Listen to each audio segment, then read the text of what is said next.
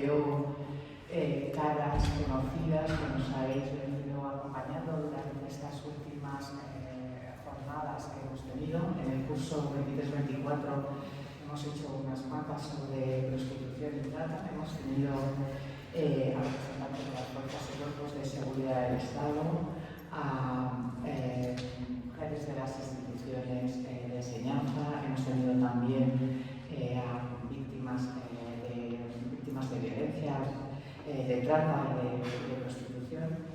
Y en esos colectivos vulnerables, hablando o siguiendo con los colectivos vulnerables, hemos pensado que era también importante hacer unas jornadas, unos encuentros sobre mujeres mayores víctimas de violencia de género. ¿Por qué? Porque además de sufrir la violencia, el sexismo y la discriminación por sexo, también sufren la discriminación por edad, lo que ahora se llama el edadismo.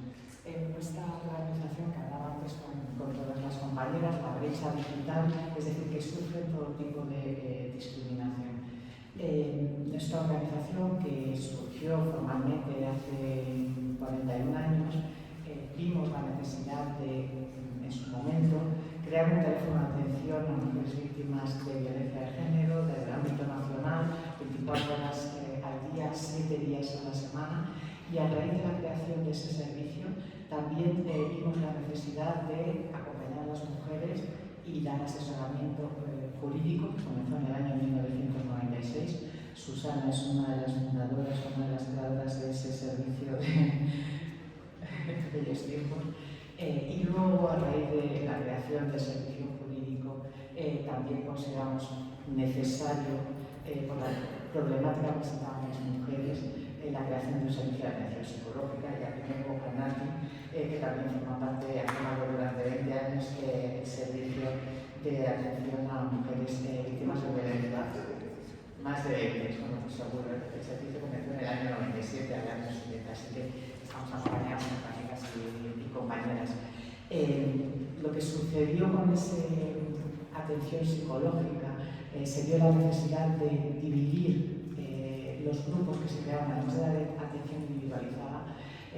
Tuvimos la necesidad de crear unos grupos de mujeres que dividimos en mujeres jóvenes de 18 a 30 años, en mujeres medianas, que las llamamos, mujeres jóvenes, las medianas y las mayores, de 30 a 50 años y de 50 en adelante.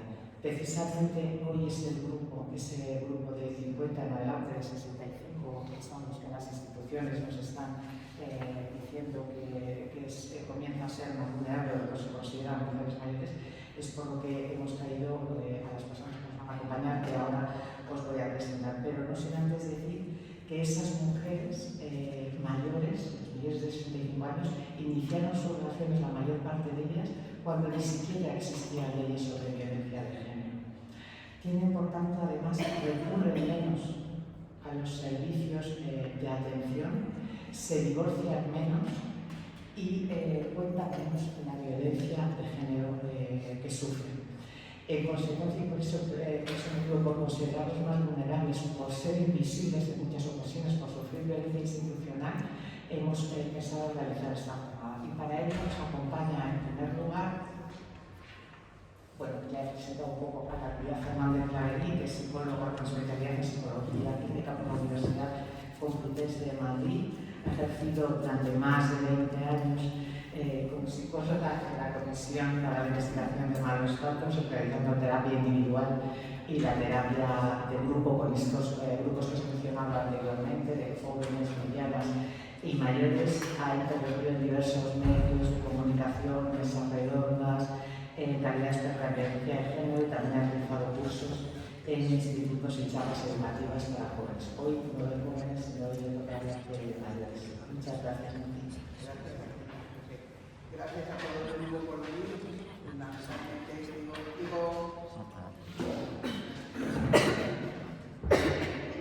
¿Me oís? Bueno, gracias a todas, pero yo especialmente siempre doy gracias a todos. Doy gracias a los varones porque vosotros sabéis que sois imprescindibles en la lucha por la igualdad. Sin los hombres no tenemos nada que hacer.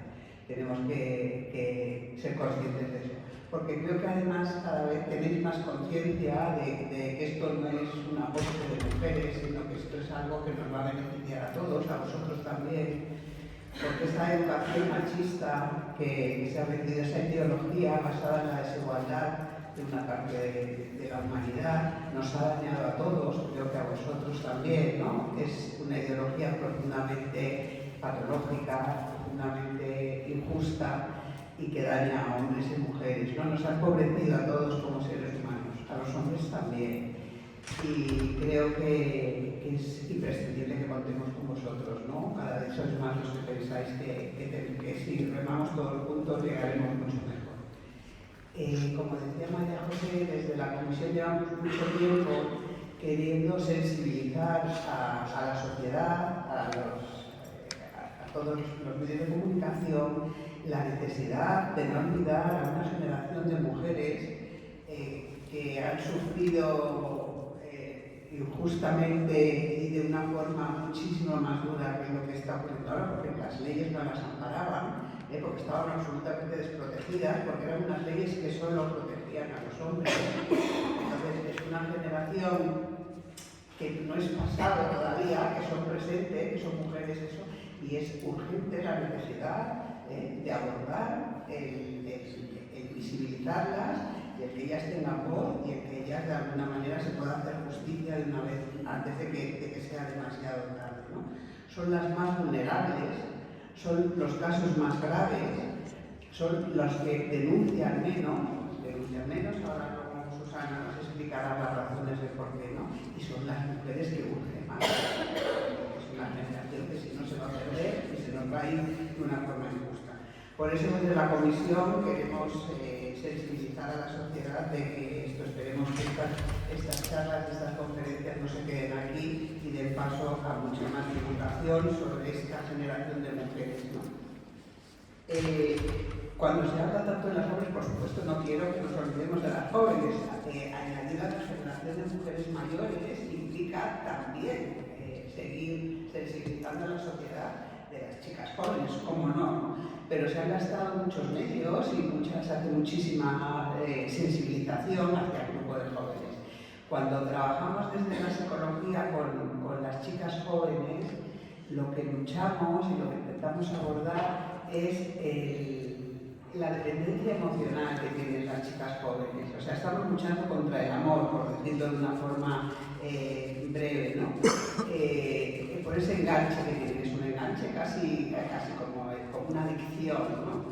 Desde luego esto no ocurre con las mujeres mayores, porque las mujeres mayores ya no sienten amor, lo que sienten es miedo, ¿eh? Es un sentimiento completamente diferente, por lo tanto el abordaje es diferente. Las jóvenes sienten amor y tenemos que romper esa dependencia emocional. Las mujeres mayores lo que tienen es miedo y tenemos que conseguir que no vivan con miedo, porque vivir con miedo es de las formas de vida más duras que hay. He tenido mujeres que han dicho: yo prefiero pasar hambre a pasar miedo, ¿no? Entendamos lo que es una larga trayectoria de vida viviendo con una persona que te produce miedo. Las chicas jóvenes sí que tienen esperanza de que ellos cambien, ¿no? Tenemos esa varita mágica las mujeres que somos salvadoras, como no, de que vamos a convertir a la rana en príncipe. Las mujeres mayores no tienen ninguna esperanza, ni siquiera tienen esperanza de salir de la situación, es decir, esa desesperanza que las invade porque ya han hecho todo y todo lo que han hecho no les ha servido de nada, pues caen en una especie de indefensión aprendida, que es en psicología, que es una antesala de una depresión, ¿no? Entonces, por eso la forma de trabajar y la problemática es diferente y la sociedad lo tiene que abordar de una manera diferente también. O sea, de una forma se lucha contra el amor, aquí luchamos contra el miedo, ¿no? Las mujeres, y todos tenemos que entender que no puedes querer a quien tienes miedo, son dos sentimientos incompatibles, ¿no? Amor y miedo son antagónicos. Y las mujeres las mujeres mayores, me refiero, pasan de haber estado muy enamoradas y de haber mantenido esa esperanza de cambio a caer en la desesperanza de que hagan lo que hagan, ya no hay remedio, ¿no? Como decía, las mujeres mayores son las más vulnerables, son las que están en una situación más grave, son las que menos denuncian, son los casos más urgentes y siguen siendo el presente, no son el pasado. Entre los obstáculos que nos encontramos cuando trabajamos o cuando abordamos desde el punto multidisciplinar la violencia contra las mujeres mayores, quizás el primer obstáculo y el más complicado de vencer es la dependencia económica. Eso lo va a abordar Susana y por lo tanto no voy a entrar ahí. Pero si una mujer no tiene medios económicos porque no ha tenido acceso a un trabajo, porque se ha quedado en casa o porque los trabajos eran tan precarios que ni siquiera cotizaba la seguridad social, ya sean trabajos de limpieza o trabajos de muy pocos recursos económicos, pues es impensable que se pueda plantearse un divorcio y una denuncia, etc. Pero eso es un tema que Susana lo va a plantear con muchísima más profundidad. Otro de los obstáculos que tienen las mujeres mayores es la falta de formación. Como decía antes, no son mujeres que hayan tenido una formación académica y por lo tanto son mucho más vulnerables que las mujeres que hemos tenido la suerte de tener un nivel de estudios mayor, ¿no? Es decir, nosotros nos hemos encontrado en la comisión muchísimas mujeres analfabetas. En Madrid hay analfabetas, hay mujeres y cuadriplican el número a los hombres. Siempre que es algo que desfavorece a las mujeres, nosotros doblamos, cuadriplicamos las cifras. Cuando es algo que favorece a los hombres, ellos de alguna manera, nuestra unidad esta mañana, de cada 5 personas analfabetas, 4 son mujeres en España, contando con ellas a las mujeres inmigrantes también, ¿no? que no saber leer y escribir, entenderemos todos lo limitante que es y lo vulnerable que hace, ¿no? Entonces, esa falta de formación unida a que son mujeres que se han dedicado a ser amas de casa y a criar a sus hijos, a ellos les imposibilite ahora mismo tener la libertad de romper la situación, ¿no? Otro factor importantísimo a tener en cuenta son las creencias. Estas mujeres han estado educadas en una sociedad profundamente machista que las cortaba absolutamente cualquier posibilidad de salir de la situación de violencia, ¿no? La religión, las leyes, la policía, la iglesia, estas mujeres iban al sacerdote y le decían que hija, vuelve a casa, pues iban al policía y les decía, oye, vete a casa y pórtate mejor, porque si te portas mal te va a volver a pegar. Pero es que iban a un juez también, es que iban a su propia familia a pedir ayuda y le decían, ¿qué hacemos contigo? Y 3 hijos que tienes, pues vuelve a casa y pórtate bien. Con lo cual el mandato que les daba la sociedad es que fueran sumisas, que fueran obedientes, que se portaran bien para que así de alguna manera controlar la violencia. Y ahora, cuando tienen una edad, les decimos, no, todo lo que te han dicho es equivocado. Ahora puedes denunciar, ahora te puedes divorciar y ahora te puedes rebelar contra una persona que te está de alguna manera haciendo la vida literalmente imposible. ¿Cómo rompemos unos esquemas tan arraigados, unos principios? Si todos sabemos que la educación es fundamental y por eso estamos educando a nuestros niños y a nuestros jóvenes en la prevención de violencia, en la igualdad, pues lo importante que es en la base de nuestra personalidad, que supone el tener una educación en igualdad, cuando te han educado en unos principios donde lo más importante es la familia, donde lo único que importa es que tú mantengas a tus hijos por su bien. Ahora no les podemos romper los esquemas tan fácilmente, ahora no les podemos dar el mensaje contrario, ¿no? O frivolizar sobre que, bueno, pues total, pues denuncia, porque se frivoliza mucho, ¿no? Como si poner una denuncia a un hombre con el que llevas viviendo 40 o 50 años fuera una decisión tan fácil de tomar, ¿no? Pongámonos en su lugar, ¿no? Entonces, cuando una mujer no ve una otra salida, lo más inteligente que puede hacer, lo que haríamos todos es obedecer. Es decir, si a mí me amenazan con una navaja cuando salga de aquí, que les dé el móvil y les dé mi dinero, se lo voy a dar, evidentemente, porque es que si no estoy poniendo en riesgo mi vida, ¿no? Bueno, pues esa conducta inteligente que han tenido las mujeres es la que les ha servido para salvar la vida, pero para llegar a una vida absolutamente desgraciada, ¿no? Cuando menos ellas y sus hijos, ¿no? Pero insisto en que obedecer es la conducta más inteligente cuando no es otra. Igual que las personas que han sido secuestradas, pues si tú obedeces a tu agresor, al violento, huyendo, desde luego salvas la vida. Si te rebelas porque no hay otra escapatoria, desde luego puede ser que la violencia aumente, seguro, ¿no? Otro de los grandes obstáculos que nos encontramos cuando trabajamos con las mujeres es que es un tema que ha permanecido siempre oculto. O sea, ahora les decimos que lo cuenten, que hablen, que las chicas jóvenes están educadas en que esto lo tienen que contar, ¿no? Y además es que como en su medio, sus amigas, en el instituto, tienen más medios para relacionarse, pues eso al final se visibiliza porque las amigas se dan cuenta, ¿no? Muchas veces nosotros no vemos el problema porque estamos dentro del problema, pero nuestras amigas sí que lo ven, ¿no? Entonces eso sirve de salvaguarda para que ellas de alguna manera abran los ojos y se den cuenta. En la violencia de las mujeres mayores esto está totalmente oculto porque además era vergonzoso, era un tema tabú. Las mujeres lo callaban por vergüenza, ¿no? Y porque además les decían que el mensaje que se les daba es que cállate, obedece y no digas nada, ¿no? Es más, la típica frase de no grites tanto que te van a oír los vecinos, ¿no? Ahora la frase escrita para que te oigan los vecinos, ¿no? Para que eso, el tema de que permanezca oculto, de que quede en casa, de que no digas nada, también las ha dejado muy desfavorecidas a la hora de recibir apoyo, ¿no? Cuando hablamos cuando hablamos de la escalada de la violencia, todos sabéis que la violencia empieza por ciertos síntomas de, pues unos ciertos desprecios, ¿no? El maltrato verbal, las humillaciones, los insultos. Si la mujer no hace nada, porque no puede hacer nada, porque no tiene otros recursos que emplear, va instalándose la violencia psicológica, la violencia económica, la violencia sexual, la violencia física, y se dan todas a la vez.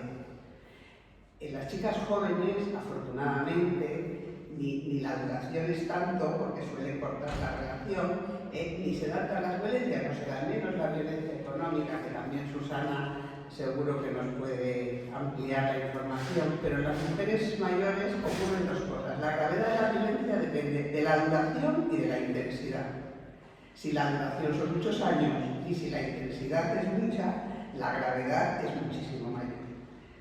Entonces, quiero también que tomemos conciencia de que han sufrido todo tipo de violencias, que la violencia sexual era absolutamente admitida dentro del matrimonio, y que la violencia económica, por supuesto, también, mujeres que dicen que no tenían apenas para comer, ¿no? Ese tipo de violencia no se da en las jóvenes. Insisto en que no quiero que dejemos de un lado a las jóvenes, quiero que incorporemos a las mujeres mayores también.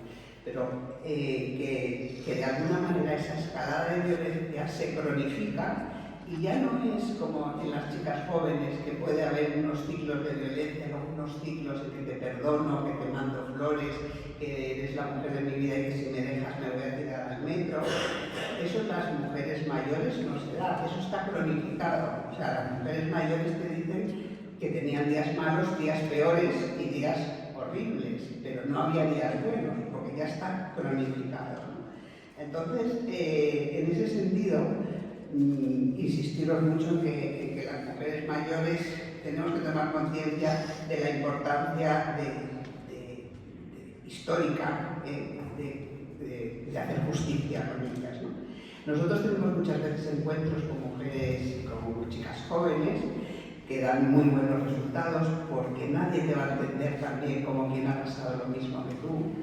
Y las mujeres mayores sirven de ejemplo a las chicas jóvenes, ¿no? Ellas le dicen, no, si es que todo lo que te está haciendo a mí me lo hizo también, y luego el resultado va a ser este, ¿no?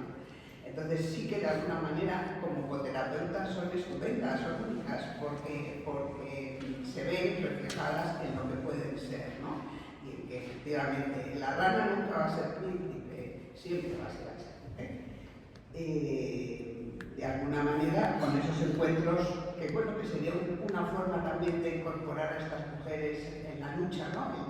El que sean ellas el vehículo que ayude a las chicas también a darse cuenta de cuál es la situación.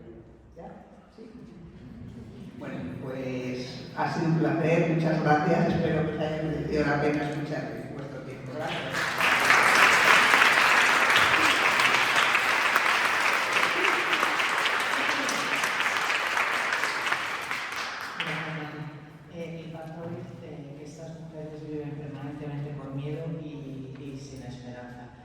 Yo creo que además las mujeres mayores tienen una escasa autopercepción de que están sufriendo violencia de género. ¿Cómo se trabaja con mujeres que no se identifican como víctimas de violencia?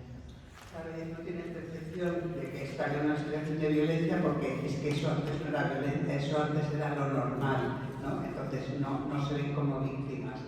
Sí que es muchas veces lo que podemos esperar es decirle, oye, y si lo que la vida que has llevado tú y lo que si estás viviendo tú y lo que has aguantado tú le pasara a tu hija, ¿qué harías? Entonces rápidamente dice, no, que denuncie, que lo diga, que lo cuente, ¿no? Entonces se dan un poco cuenta de que lo que han vivido ellas es casi la violencia si lo ven en reflejar una de sus hijas. Pero claro, es difícil cambiarle los esquemas de pensar que ellas es así, que es lo que te ha tocado, más o menos violento, más o menos agresor, y es difícil ese cambio. Lleva tiempo y además no es solo una función de una psicóloga, sino que es una función de la sociedad completa. ¿Qué necesidades se suelen trasladar las mujeres mayores víctimas de violencia de género? Si es que puede ser fatal. Pues desde luego que se les preste más atención a nivel legal, que se les hable con un lenguaje que ellas puedan entender. Como he dicho, el nivel de formación suele ser muy bajo, entonces muchas veces pues ellas van a pedir ayuda. Nuestras trabajadoras sociales están cansadas de que vengan mujeres mayores con documentos que ellas no entienden, ¿no? Documentos sencillos que no saben, ¿no? Esas mujeres analfabetas funcionales que no entienden lo que están leyendo, ¿no? Entonces creo que tenemos que bajar el listón para que ellas nos entiendan a nosotras, no nosotras hacerlas que ellas suban, ¿no? Eso sería, por supuesto, que tengan un espacio en la sociedad más allá de ser ya casi un residuo. ¿Cómo ha evolucionado la percepción de la violencia de género en los años que llevas realizando intervención con mujeres? Hombre, afortunadamente ha evolucionado positivamente, gracias a Dios, ¿no? Gracias a Dios y al esfuerzo de todos. Sí, yo creo que ahora las cosas no tienen nada que ver, pero si echamos un poquito la vista atrás, y la vista atrás es antes de ayer, hace 40 años, la situación era completamente diferente, ¿no? Era otro país, era un mundo diferente. Entonces, afortunadamente las cosas han mejorado mucho y esperemos que sigamos así. Pues muchas gracias, Nati. Yo creo que al final vamos a hacer un turno de preguntas para todas las ponentes, pero ahora de momento vamos a continuar con la presentación. Vienen y van a acercarse a una ponencia conjunta Vanessa Céspedes, la Renegade, es psicóloga clínica, especialista en violencia de género y políticas de igualdad. Cuenta con un amplio recorrido profesional en atención a mujeres víctimas de violencia de género en su país, Paraguay, a través de la Fiscalía General del Estado y también en España desde la red de oficinas judiciales de la Comunidad de Madrid y el Servicio Atento, prestado por Cruz Roja. Actualmente es referente estatal de este servicio.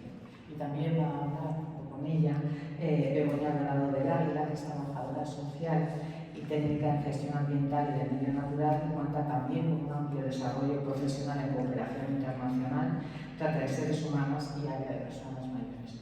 Y sobre todo, en la actualidad es la persona responsable del proyecto de buen trato a personas mayores gestionado por Cruz Roja. Yo creo que, no sé quién quiere decir las dos palabras, empieza Vanessa. Muchas gracias.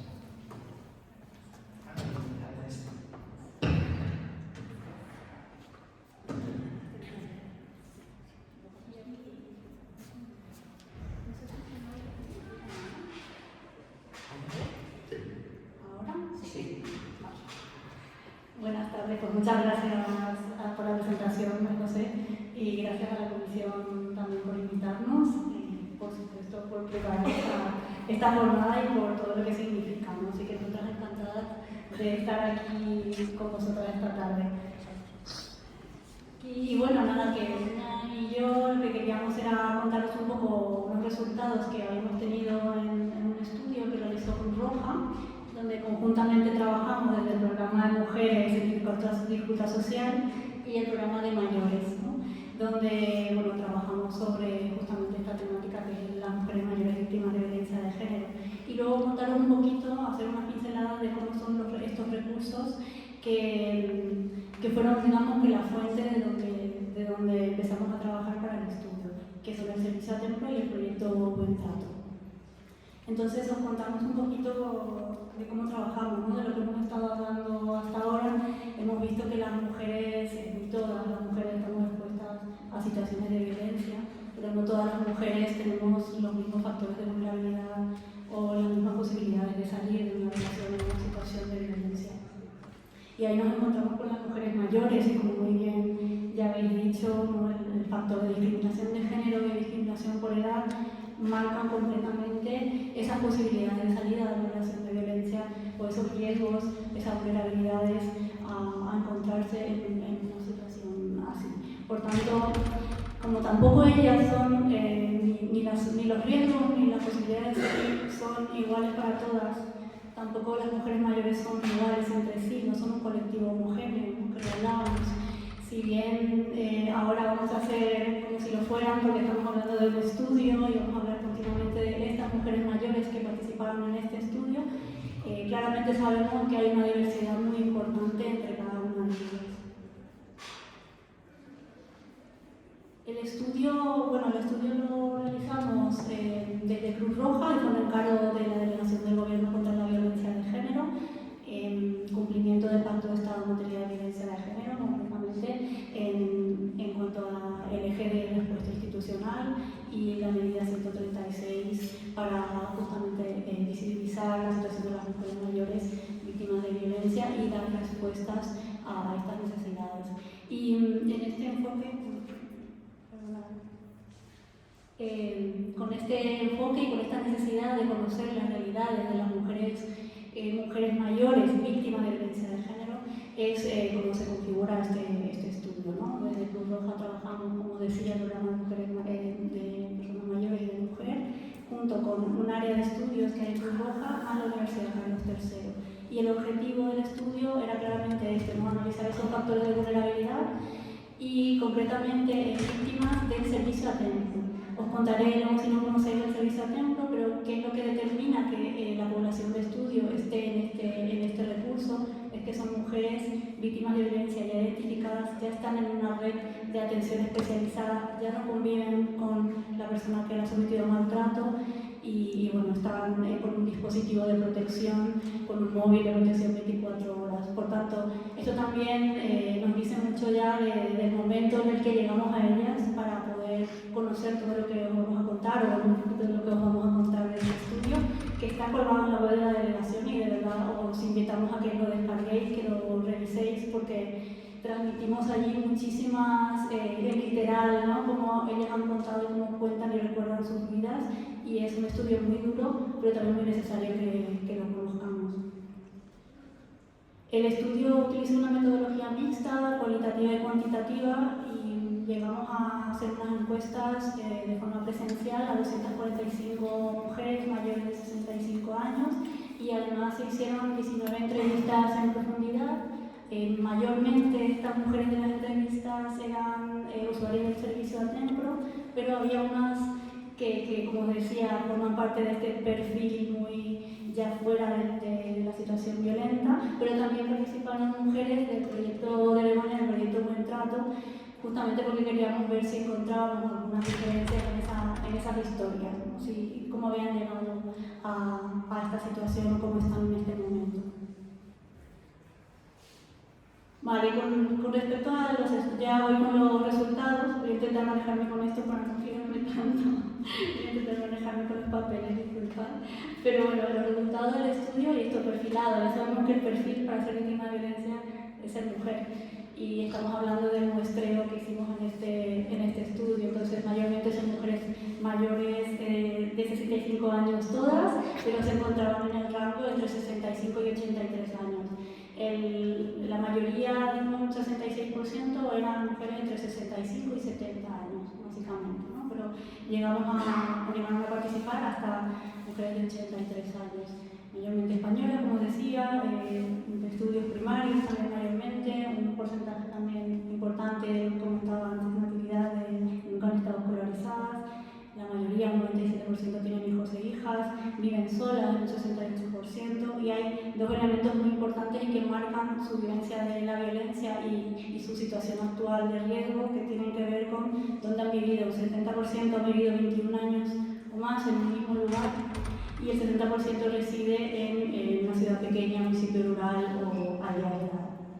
Esto es lo que nos da pie a pensar en las dinámicas de control social en los espacios, espacios rurales más aislados, ese aislamiento social, esa falta de recursos disponibles en su momento, y en el momento actual, una vez ya fuera de esa relación de violencia, el posible riesgo a encontrar, compartir espacios con el agresor, ¿no? Una situación de desprotección continuada, porque ellas y ellos siguen en el mismo contexto, en el mismo municipio, en el mismo pueblo. Por tanto, la situación de protección para ellas no aplica, no se sienten seguras. Seguimos con esto y de lo que hemos estado hablando desde el principio, ¿no? Que muchas de estas mujeres que han participado en el estudio, muchas mujeres mayores, están completamente socializadas en una cultura patriarcal donde el valor principal es el matrimonio, la vocación de ser madre, la reclusión en el hogar, los valores tradicionales, la división sexual del trabajo, las mujeres en casa y en lo privado y el hombre en lo público, la dependencia económica y, bueno, finalmente totalmente condicionados sus derechos a las figuras masculinas. Es una generación de mujeres silenciadas, por esto invisibles, por esto el nombre de la sesión. ¿Y en qué impacta todo esto a cómo ellas vivieron ese maltrato, ¿no? Ellas percibían que era un problema personal, era un fracaso vital, un fracaso personal, el no llegar a que la familia funcione, esté unida y sea feliz como a ellas les han encargado que sea. Y estar viviendo, pues eso, algo que solo les ocurre a ellas. En ningún momento hay una toma de conciencia de que hay muchas más mujeres como ellas sufriendo maltrato y que es una violencia estructural. Están solas en esa sensación. Un dato muy duro y que se ha visto en diferentes estudios, no solo en esto, también lo han mencionado las compañeras, es la duración, la larga trayectoria de la violencia. Más de un 55% de ellas han estado más de 30 años sufriendo maltrato, y como veis en la gráfica, pues hay un grupo que han sido casi 58 años de violencia, toda una vida, más de una vida, toda una vida de malos tratos, y esto claramente define sus respuestas al abuso, lo que comentábamos, esa indefensión que se convierte en la normalización, la resignación, más silencio, más culpa y los daños, ¿no? Ese impacto de la violencia, esos daños que son cada vez más profundos en su identidad y su autoestima. En cuanto a los hijos, ellos también mencionan mucho a sus hijos e hijas. Hoy sabemos que víctimas directas de la violencia, un 90%, un 80% señalaba que sus hijos e hijas estaban presentes en el momento de las agresiones, y muchos también han sufrido directamente la violencia física o psicológica y ya lo reconocen. También, como ya se ha comentado, es que vamos muy intensamente, hablamos de todo en un momento, se ha comentado que sufren todas las formas de violencia y de forma muy intensa, ¿no? Han sufrido violencia física, psicológica, sexual y económica.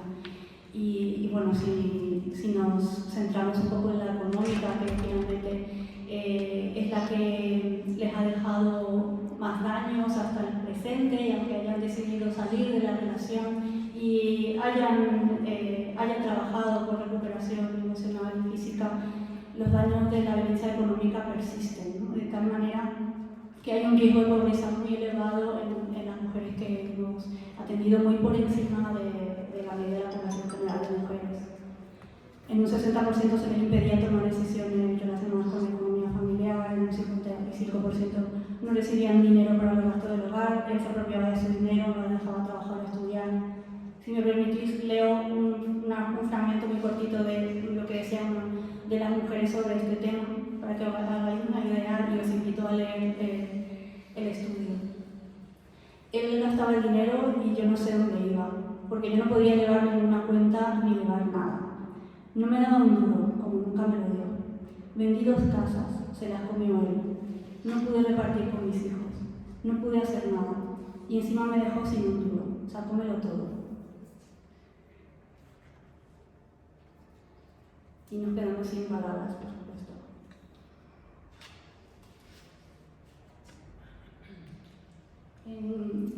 Todas estas situaciones de violencia acumuladas y a lo largo del tiempo lo que han generado es una sensación de temor y de desprotección continuadas, independientemente de que tengan denuncia, de que tengan medidas de protección, de que tengan un dispositivo de protección 24 horas. Un 46% de ellas estima que el riesgo de que su pareja vuelva a agredirla es alto, muy alto. El 53% de ellas manifiestan un miedo intenso, continuo, y el 98% dicen que el temor, el miedo es la emoción que está presente continuamente en sus vidas.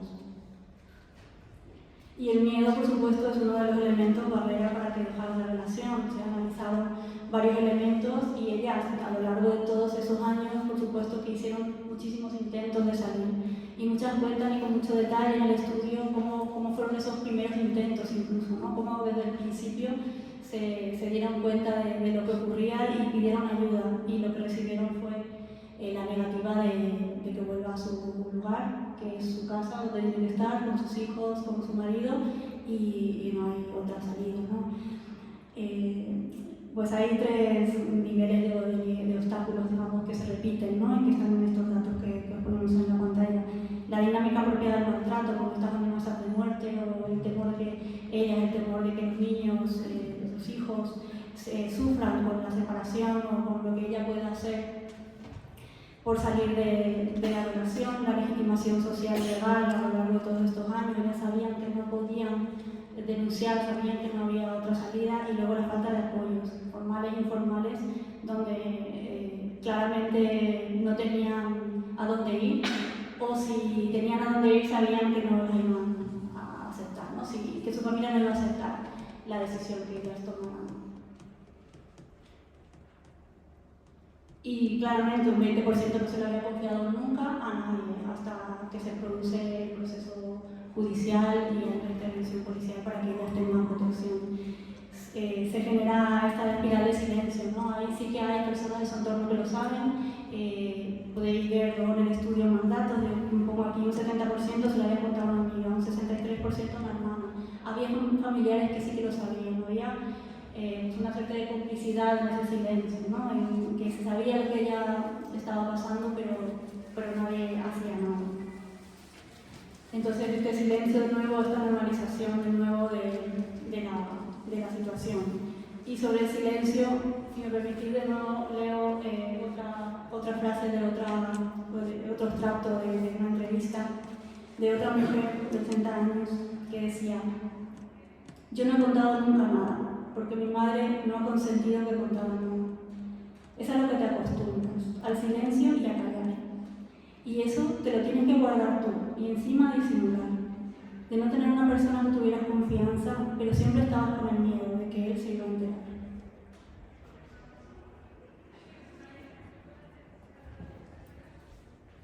Entonces, bueno, nuevamente nos quedamos sin palabras. ¿Qué queremos hacer? ¿Qué podemos hacer con todo esto, ¿no? Con este silencio, con este impacto tan grande de años de violencia, que ya mujeres mayores sumamos el deterioro del propio envejecimiento, esa cultura patriarcal que ha interiorizado de esta manera y todo ese daño, ¿no? ¿Qué podemos hacer? Pues el estudio da algunas propuestas de cómo se puede trabajar, y bueno, lo tenéis aquí, pero básicamente yo creo que os va a contar Begoña, porque es una de las propuestas también en forma de proyecto ya de lo que hacemos. Y nada, finalmente lo que realmente nos hemos encontrado detrás de todo esto, ¿no? Es que son mujeres resilientes a las violencias, que tienen muchísima capacidad de resistencia y de sobreponerse evidentemente a todo lo que han vivido, y bueno, son motores en su comunidad, saben crear redes, y todo esto es lo que realmente tenemos que utilizar, ¿no? Esas capacidades y todo eso, ese potencial que mantienen y que no ha sido sacado a la luz, no han podido sacar a la luz, y que lo utilicemos por su recuperación y recordemos la palabra reparación. Y ya dejo la palabra a Nuria.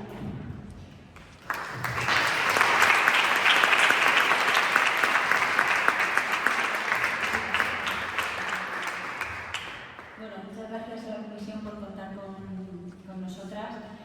Para poneros en el contexto, el proyecto del que os voy a hablar es un proyecto cuyo objetivo es la prevención del maltrato y la promoción de la cultura del buen trato, y se gesta dentro del programa de atención a personas mayores, que para que os hagáis una idea, en Cruz Roja Española, en datos de memoria del 2023, pues hemos atendido a más de 240.000 personas, de las cuales el 74% eran mujeres y un 14% en el ámbito rural y semirural.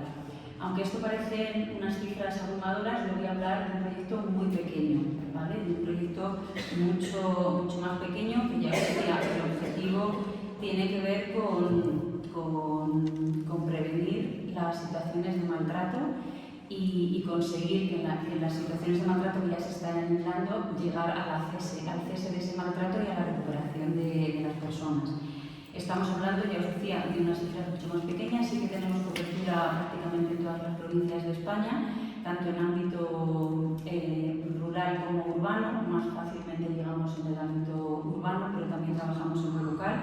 Este año 2023 hemos trabajado con más de 2.600 personas, de las cuales el 84% han sido mujeres, 7% del ámbito rural.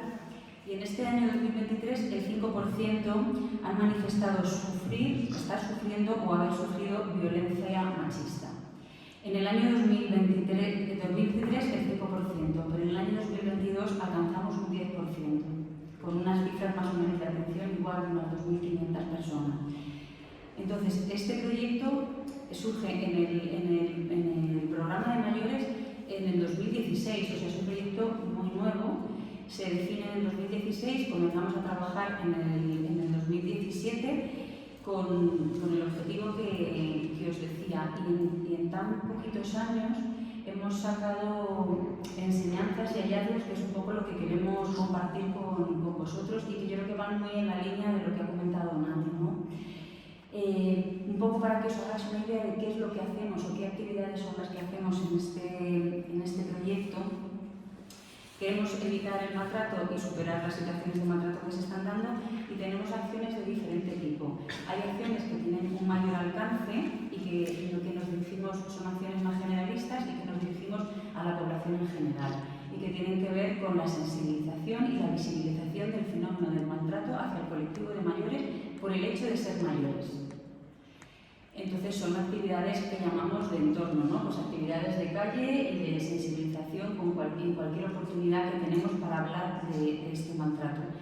Pero luego ya vamos teniendo actividades menos generalistas, más específicas, que sí que ya van dirigidas al colectivo de mayores. Repito lo que ha dicho mi compañera, vamos a entender aquí colectivo porque estamos hablando de eso, pero tenemos que entender que no es un colectivo homogéneo, que no todos son iguales y que el abordaje no es igual tampoco cuando intentamos visibilizar ciertas cosas. Con este colectivo de mayores se trata más de darles la información de qué es el maltrato, de cómo hacer prevalecer sus derechos, y de darles también y de dotarles de ciertas capacidades y competencias para hacerse valer y para hacer valer esos derechos. En estas acciones más generalistas, a veces cuando finaliza la actividad o el conjunto de actividades, las sesiones, hay personas que se acercan porque al haber escuchado las sesiones, haber escuchado testimonios de otras personas, han visto ejemplos en los que se han visto reflejados, ¿no?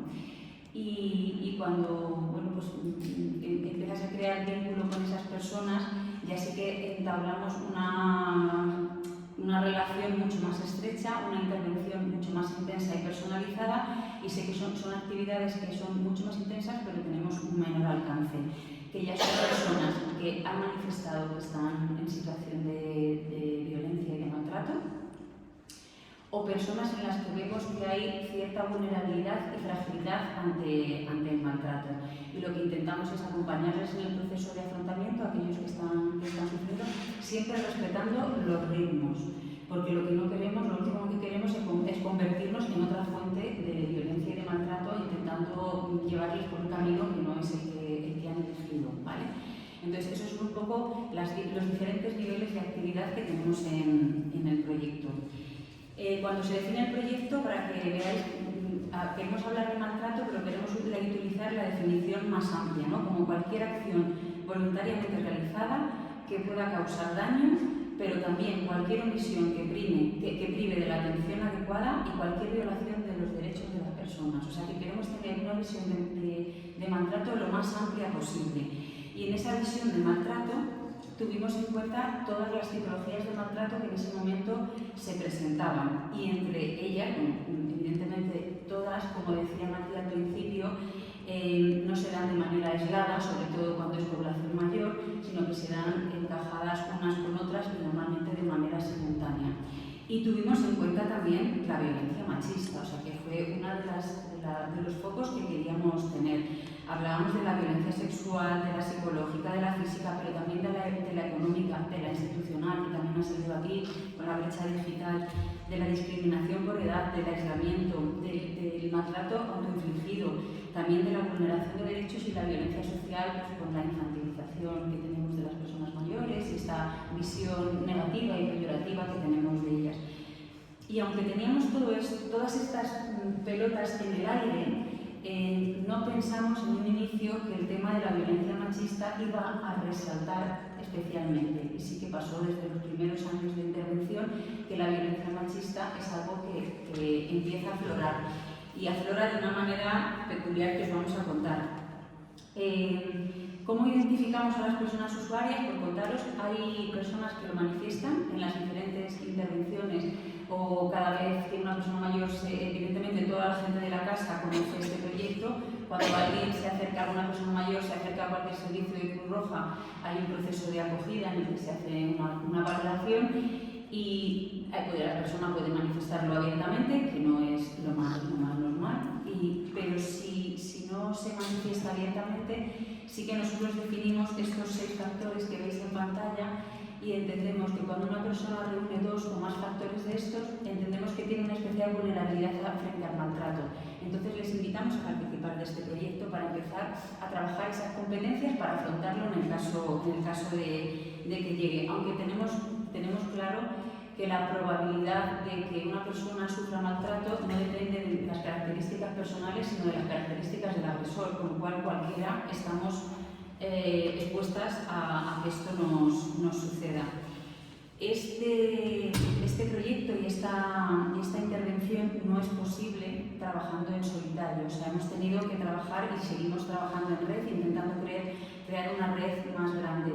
Tenemos desde el inicio convenios tanto con Fiscalía del Estado como con la Secretaría de Estado de Seguridad, con fuerzas y cuerpos de seguridad del Estado, tanto a nivel estatal como a nivel autonómico y local, y con Guardia Civil, Policía Local, Nacional, Chancha, Mossos d'Esquadra, y también con todos los recursos que tienen que ver y que giran en torno a los servicios y atención que se presta a las personas mayores, centros de salud, centros de mayores, entidades de mayores, centros de servicios sociales, empresas proveedoras de cuidados, empresas formadoras o centros formadores de personas que luego van a ser personas cuidadores y cuidadoras profesionales, ¿no?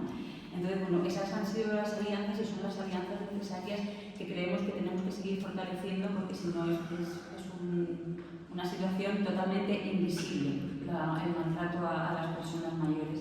Somos muy conscientes de que las consecuencias de no intervenir, y esto que estoy diciendo es muy grave, porque os estoy diciendo que desde los años 70 Cruz Roja Española trabaja con personas mayores y no es hasta 2016 que ponemos el foco en el maltrato.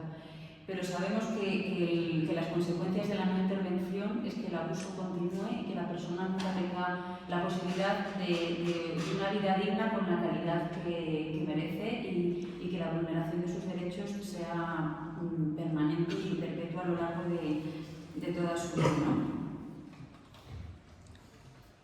Los hallazgos del proyecto, que yo creo que aquí es lo interesante porque creo que al final está todo como muy alineado.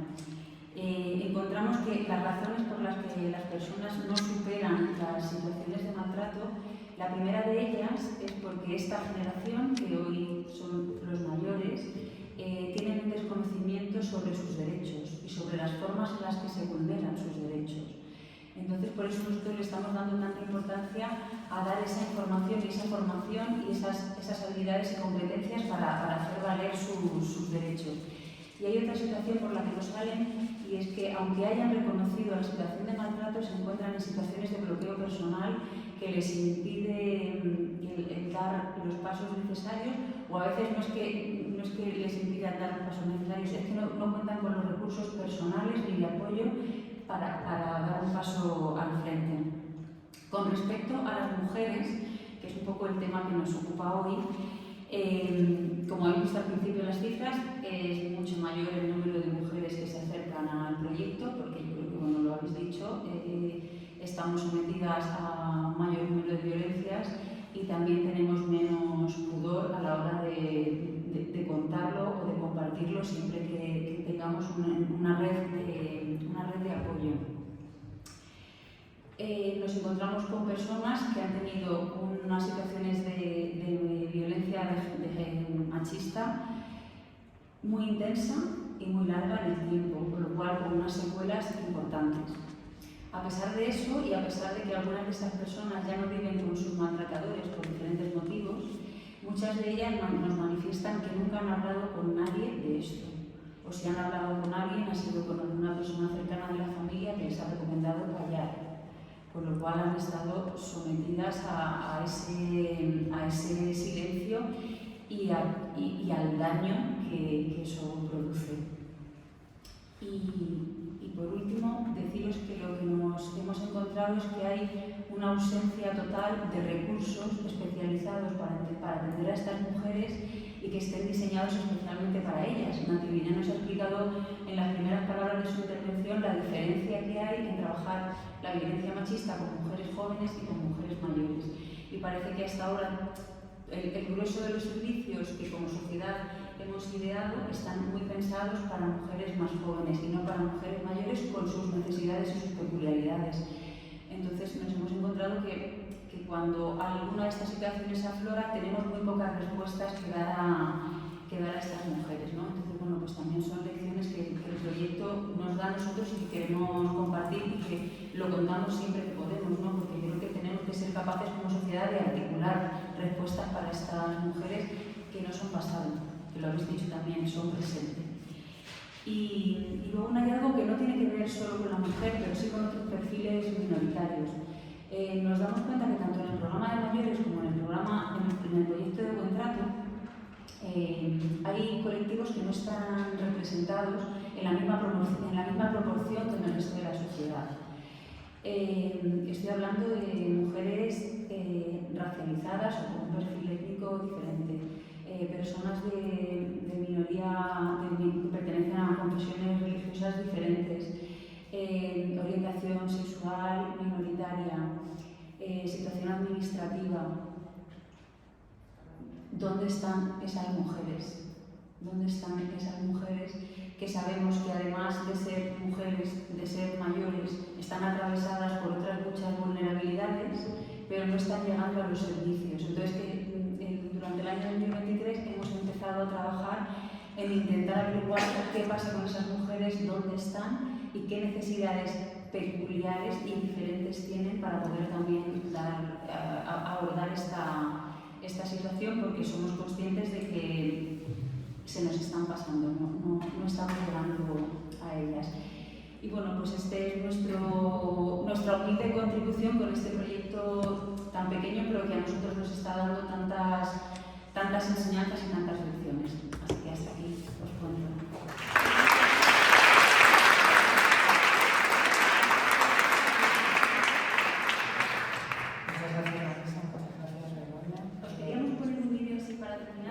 ¿Vamos bien? ¿Vamos bien?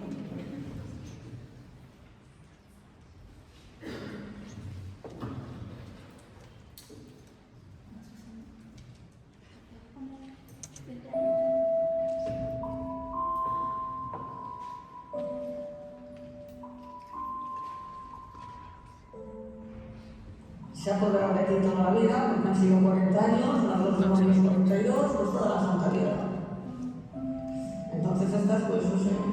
funciona. Es violencia machista.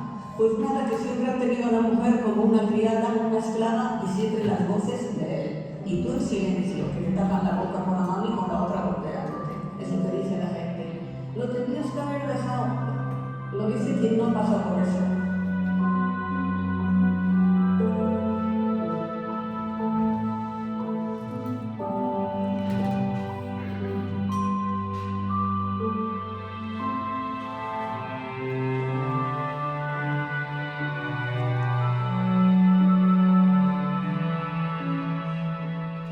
Si tú tienes ya un dinero para disponer de ti, para poderte cogerte otro piso en otra ciudad, pero si solo estás con el sueldo de él, a dónde vas.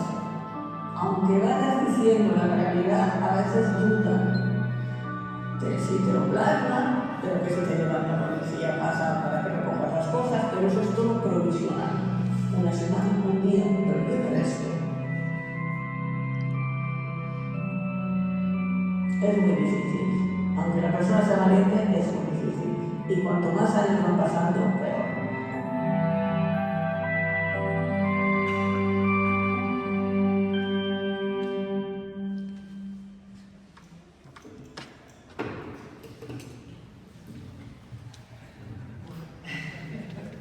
A ver, 30 años o 40 años sufriendo malos tratos son muchos años, es una vida.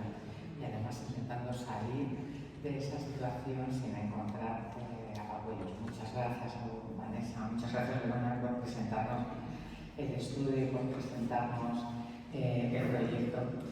Vanessa, creo que cuando quieras puedes marcharte. Vanessa tiene que salir, así que la disculparemos en cuanto ella quiera. Antes de comenzar la intervención de Susana, me gustaría haceros unas preguntas. Hablamos antes y ya habéis comentado también no solo el maltrato físico, el maltrato psicológico, el maltrato sexual, sino también el maltrato institucional.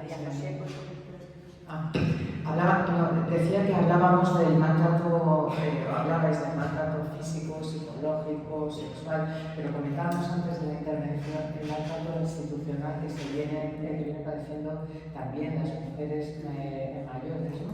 Y querría que me hablarais de cómo intervenís en esas situaciones, ¿no? De la brecha digital, la necesidad de tener el DNI electrónico de citas a través de los medios electrónicos, de no tener a una persona a la que se le pueda contar, que se le puedan decir cuáles son los problemas, ni que te pueda ayudar precisamente en ese asunto. ¿Cómo intervenís? Tenemos diferentes líneas de intervención. La primera vía, por supuesto, apoyarnos en las capacidades que ya las personas tienen y facilitarles el adquirir más competencias tecnológicas a aquellas personas que están motivadas y que quieren hacerlo, pero también intentamos hacer incidencia, porque al final quienes estamos incidiendo ese maltrato institucional somos las entidades, somos las empresas, la administración. Lo comentábamos antes de esta mesa, ¿no? Hoy en el Celso ha habido un evento esta mañana y la directora general del Celso ha dicho claramente que quiere trabajar para acabar con el maltrato institucional que la propia administración ejecuta contra las personas mayores. Entonces tenemos que hacer incidencia y tenemos que trabajar pues, con las empresas de prestadores de servicios, con la banca y el poder lanzar ese mensaje de decir, estáis dejando fuera a gente. Y aparte de eso, evidentemente, lo que os he comentado antes, el que la persona mayor conozca sus derechos, sea conocedora de esos derechos y tenga la capacidad de hacerlos valer y de demandar, porque o sea, no es quejarse, es pedir lo que le corresponde, no es ni más ni menos. Entonces esas son las líneas de intervención con las limitaciones que tienen, porque claro, para nosotros también hacer incidencia con las grandes entidades y todo eso es muy complicado. Por eso solo es posible con un trabajo en red, es la única manera. ¿Cómo os llegan las mujeres a vuestro proyecto?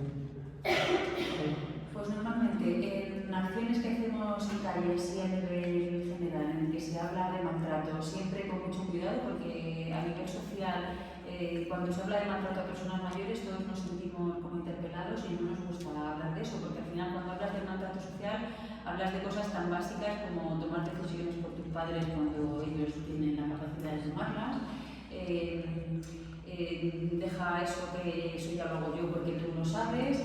Es acompañar a una persona mayor al médico y que el médico, en vez de hablar a la persona mayor, te esté hablando a ti cuando a ti no te duele nada, explíqueselo a él o a ella. Entonces, hablar de eso no es fácil, pero cuando consigues romper esa barrera y hablar de eso, en esos círculos en los que eres capaz de romper esa barrera, siempre al final hay alguien que se acerca. Siempre al final hay alguien que se acerca a confiarte algo más. Y entonces ahí es donde les invitamos a participar de los proyectos. Y luego, bueno, pues hay gente que se acerca a Cruz Roja con otras problemáticas y que al final salen en las entrevistas de valoración, salen este tipo de cosas. Y siempre un poco respetando sus ritmos, pero sí que les invitamos a participar pues ya de los grupos más pequeños, de grupos de iguales, donde se habla mucho más en confianza, donde hay una intervención más prolongada en el tiempo y mucho más íntima, y donde la gente ya se quita un poco los frenos y consigue hablar. Y cuando uno consigue hablar, consigue iniciar procesos de recuperación. Así es como nos llegan. Y al final, si somos capaces de tener esa red grande en la que todo el mundo conoce que nosotros estamos haciendo esto, pues hay sitios donde ya los médicos de familia nos derivan gente, en los servicios sociales, personas del servicio de domicilio, que en muchas ocasiones también son detectoras de este tipo de situaciones. Esta es la manera en la que nos llegan normalmente. No es fácil que el primer contacto sea hola, estoy sufriendo un maltrato. Hay veces que no son conscientes que lo están sufriendo, no se reconocen como víctimas. Son terceros los que les recomiendan. También comentábamos antes el acceso menor de las mujeres mayores a los servicios públicos. También pasa con Atempro, ¿verdad? ¿Lo habéis estudiado?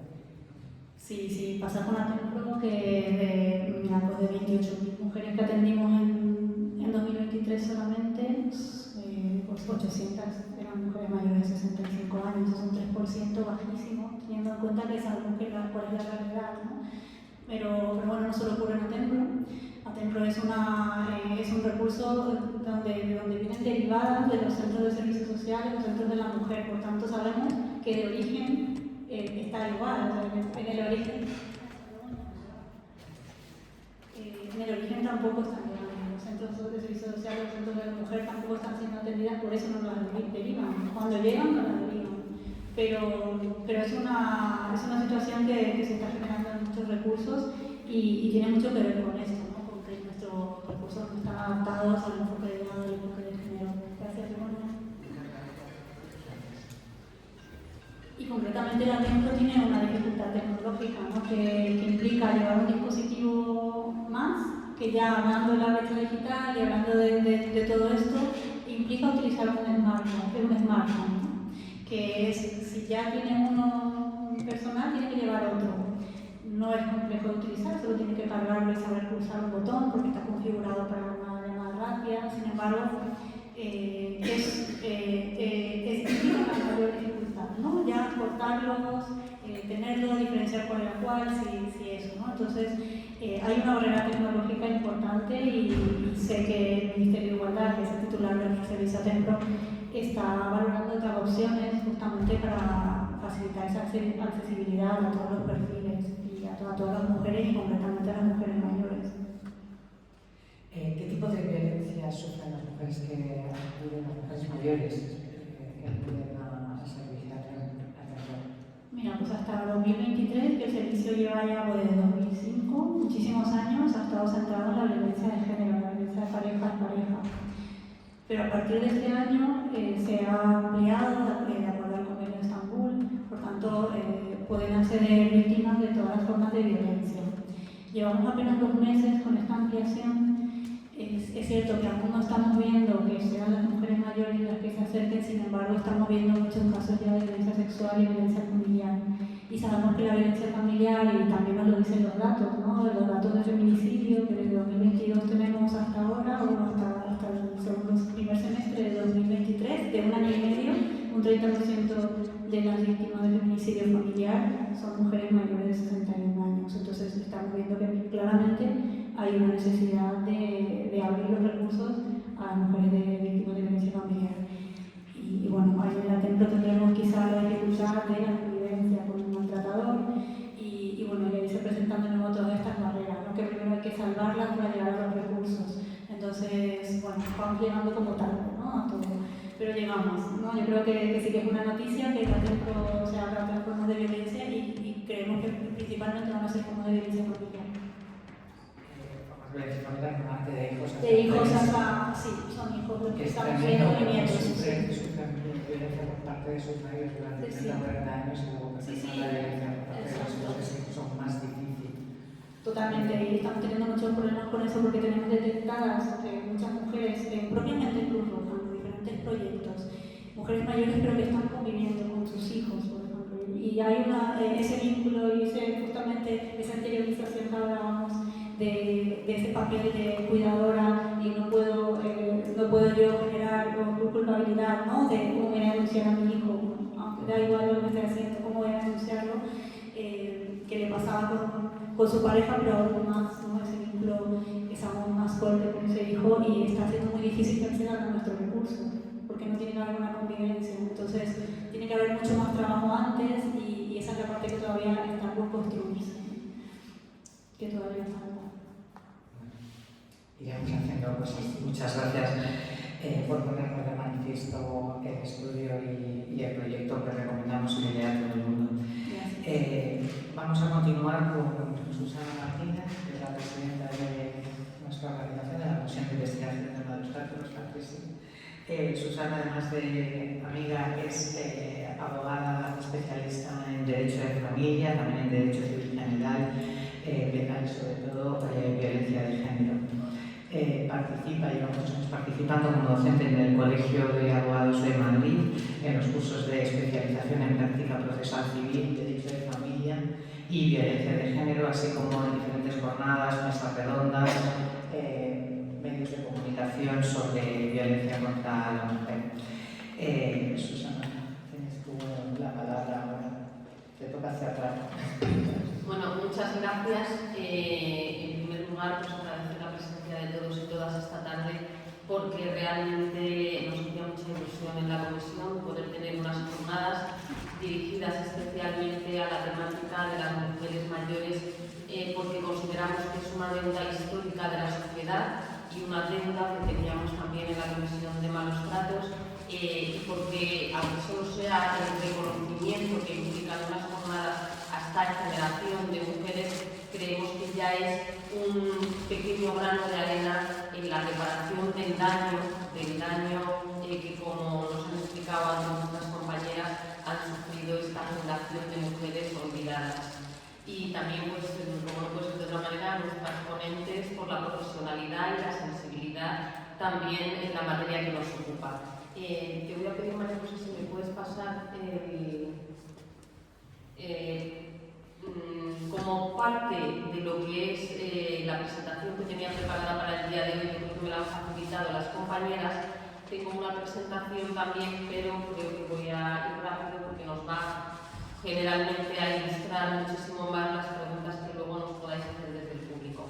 Cuando nos planteamos hacer estas jornadas, empezaré diciendo pues, que teníamos muy claro que tenía que haber una ponente psicóloga, una trabajadora social, y pensando en algo relacionado con la legislación y cuando pensamos en que también está bien que se visibilice todo lo que es la problemática de las mujeres mayores en los procesos, ante los procesos judiciales, me planteaba yo, ¿qué voy a contar si un procedimiento judicial puede ser similar el proceso en sí, a nivel procesal, en una mujer joven de mediana edad o en una mujer mayor?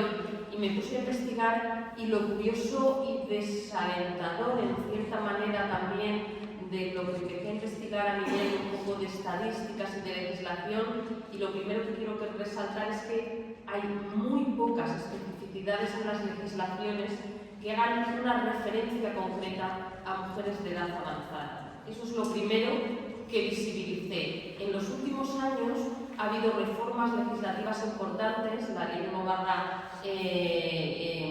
ley 21/2008, 8/2021, así voy yo con el día de hoy, relativa a las medidas integrales respecto a la violencia contra los menores, otra ley que es igualmente 8/2021 que hace referencia a las personas con discapacidad, pero donde nos encontramos a la generación de las mujeres mayores y la violencia de género.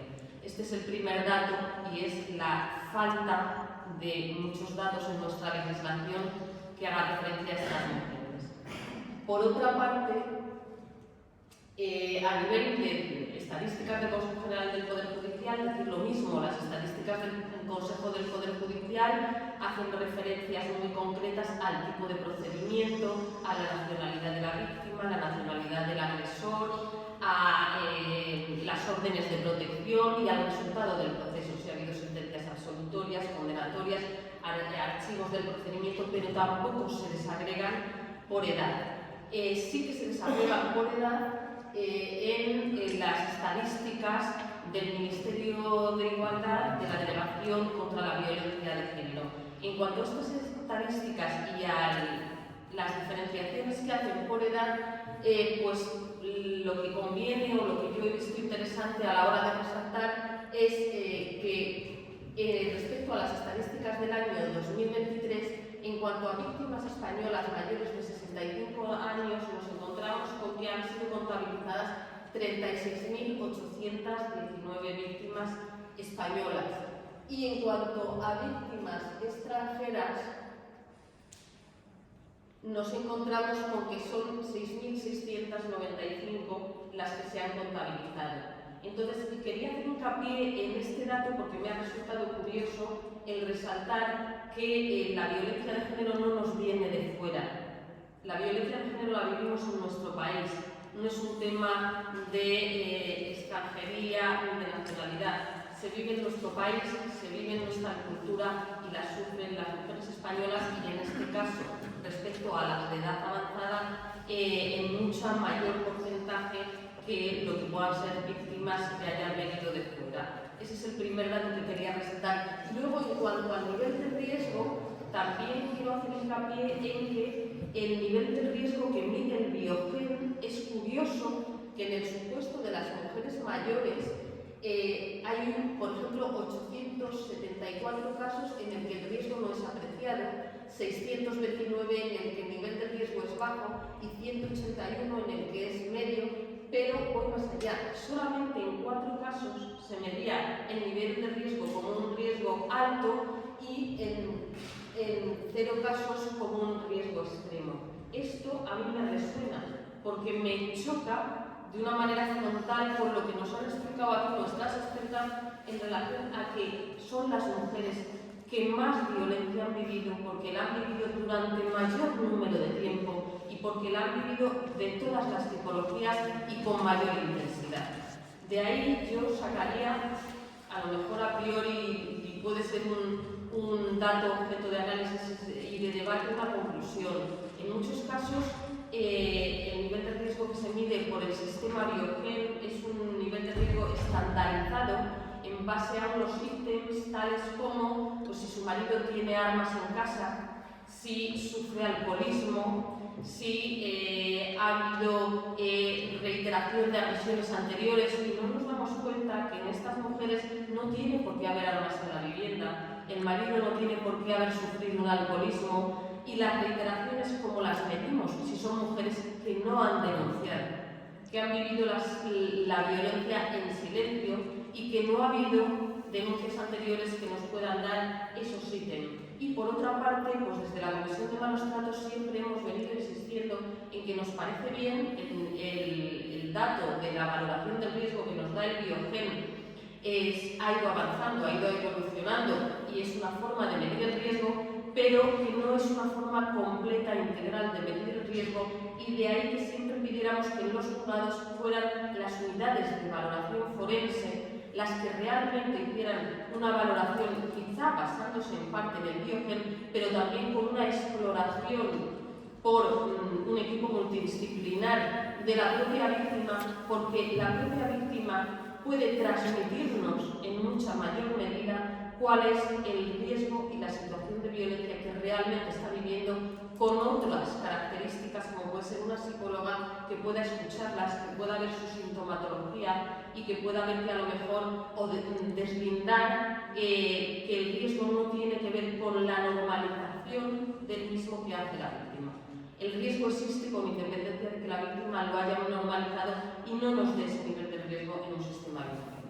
Aquí estoy un poco elucubrando, pero es lo que a mí se me ocurre al contrastar estos datos.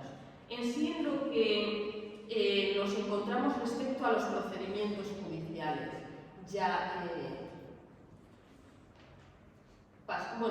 tenía unas estadísticas también respecto a los procesos civiles de separación y divorcio, en las que simplemente lo que quiero resaltar es que efectivamente, como comentaba mi compañera María José antes, a partir de los 50 prácticamente ya ven muy difícil divorciarse. O sea, la franja de edad en la que más divorcio se produce es entre los 40 y los 50 años. Por lo tanto, son mujeres que con esa desesperanza que nos explica Nati, a lo mejor ni tan siquiera ya se plantean la posibilidad de ruptura de la pareja.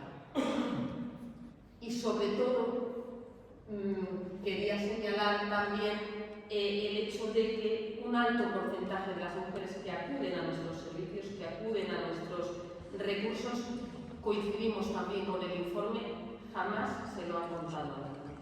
Como digo, respecto al proceso judicial ya en sí, ¿cuáles son los factores que en nuestra experiencia inhiben a esta franja de edad de mujeres a enfrentarse a un proceso judicial? Tenemos factores económicos, factores de salud, factores de falta de identificación de la propia situación de violencia, que ya hemos hablado, miedo a las represalias y falta de apoyo en el entorno social. De estos voy a hacer un poco más hincapié en el económico.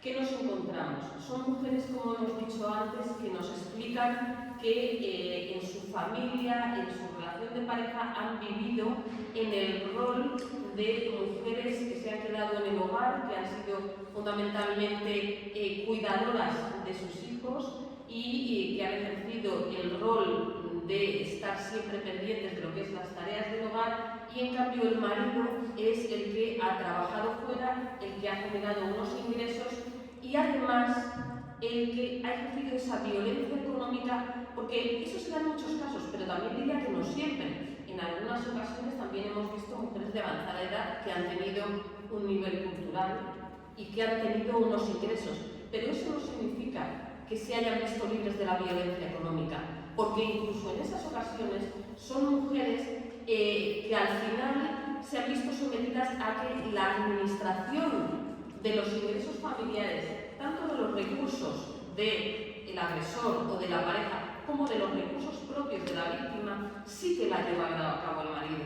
Entonces, cuando en la comisión nos han pedido a la asesoría jurídica y tú le dices, bueno, para valorar qué probabilidades tienes tú luego, una vez interpones una denuncia y se lleva a cabo un proceso penal, en un proceso civil de separación o de divorcio, explícame cuál es vuestra capacidad económica, qué cuentas corrientes tenéis, qué ahorros tenéis.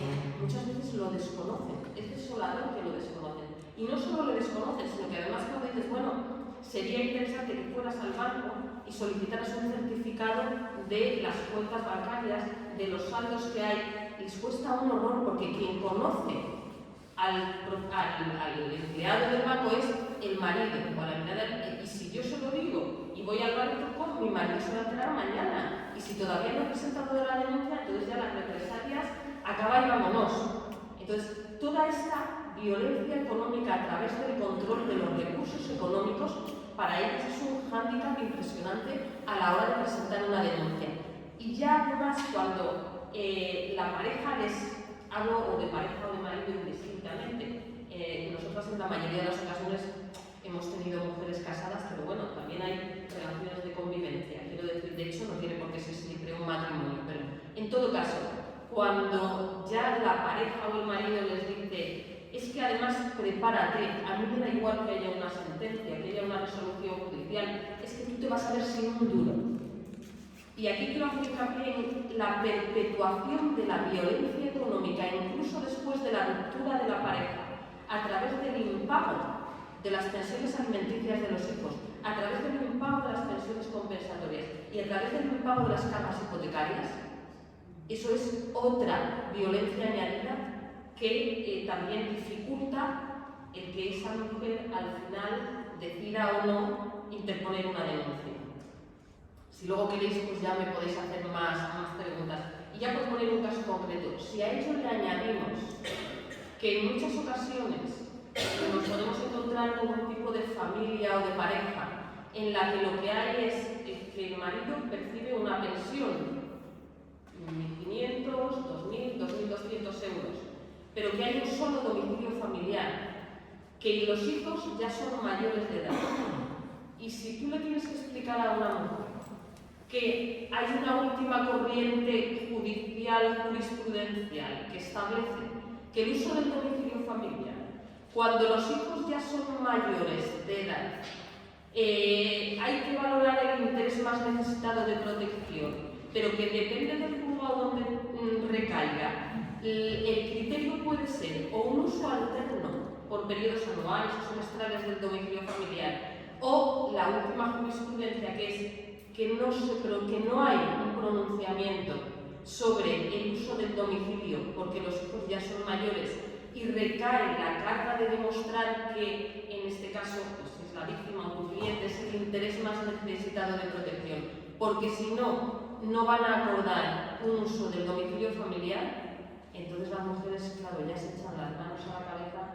Y a mí me han llegado a decir en algunas ocasiones, yo no me puedo separar, no puedo denunciar en la vía penal porque luego conllevaría un proceso civil, pero yo no me puedo separar porque no sé dónde voy a vivir ni con qué recursos voy a contar. Y ya cuando además les comentas que claro, de donde no hay no se puede sacar, porque si la pensión del marido son 1.500, pero luego, en el mejor de los casos que haya desde el uso y disfrute del domicilio familiar, porque logramos demostrar que es el interés más necesitado de protección, resulta que con esos 1.000 y pico él se va a tener que alquilar otra vivienda, y si se alquila otra vivienda nos quedan 500 euros, 600 para repartir entre los dos, que además no suele ser a iguales partes, y eso va a ser su pensión compensatoria.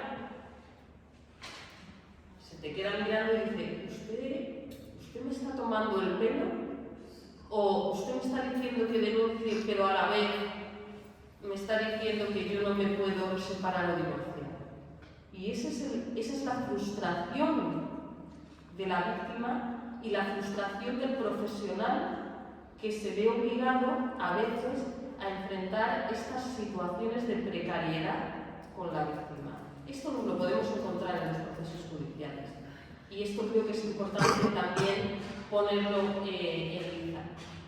Cuando después de todas estas barreras ya logras que visualicen que es más importante su vida y su integridad física, y que luego vamos a ver cómo resolvemos el tema económico y el tema de recursos, pero que lo importante es poner fin a esta violencia y denuncian, que ocurre ya durante el proceso judicial. Bueno, sí diría también que hay ocasiones en las que sí que se deciden a denunciar.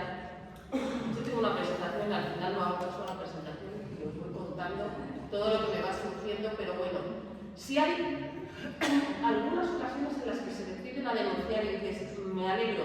¿Por qué se decide la mujer a denunciar en estas ocasiones? Una de ellas es porque dicen, mira, ya es que me da igual, yo ya no tengo nada que perder, mis hijos son mayores, porque esa idea de yo he resistido durante muchos años o voy a resistir por mis hijos, esa también la llevan incrustada en el ADN, por decirlo de alguna manera. Entonces cuando tú dices, no, mira, por tus hijos no, porque tus hijos son víctimas directas de violencia porque la están viviendo contigo, y ya cuando son pues, estas generaciones de las que estamos hablando, mujeres más mayores que dicen, bueno, mis hijos ya se han independizado. A mí, en algunos casos, pues yo ya tengo mi pensión, por ejemplo, ya no tengo esa problemática económica, es que ya no tengo nada que perder. En esos casos sí se deciden a denunciar, y en esos casos van adelante con el proceso judicial. Y el otro que nos hemos encontrado en la comisión en determinadas ocasiones es el de, yo hasta ahora he aguantado, pero por ejemplo, el marido se jubila. Es que eso se nos ha dado en diversos casos, en diversas ocasiones. Y cuando se jubilan, ya no tienen esa actividad de salir fuera de casa. Entonces, claro, ya están en casa y es cuando la violencia se acrecienta por la continuidad de la vida en común. Pero es que además empiezan a querer ya controlar lo económico, lo personal lo han controlado siempre, pero con mayor intensidad, y se nos han dado casos hasta, yo recuerdo uno de una mujer mayor que el marido empezó a entrar en una dinámica de filotipia, de celos, porque ella seguía saliendo a cuidar de unos niños y algún trabajo que tenía fuera de la casa, pues de cuidadora fundamentalmente, y entonces ya no sales, tú ya no tienes que ir a trabajar, porque si tú sales a trabajar es que me estás engañando. Decía ella, pero Dios mío, si tengo 67 años, ¿con quién voy yo a engañarme a estas alturas de curso? Bueno, pues entró en ese ciclo de los celos.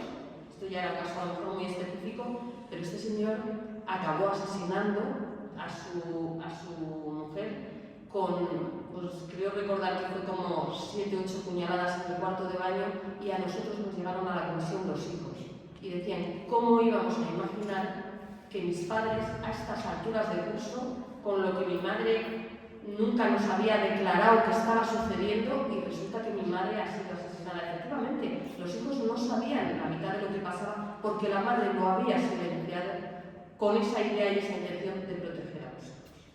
Entonces, en estas dos ocasiones sí que nos encontramos con que se interponen las denuncias.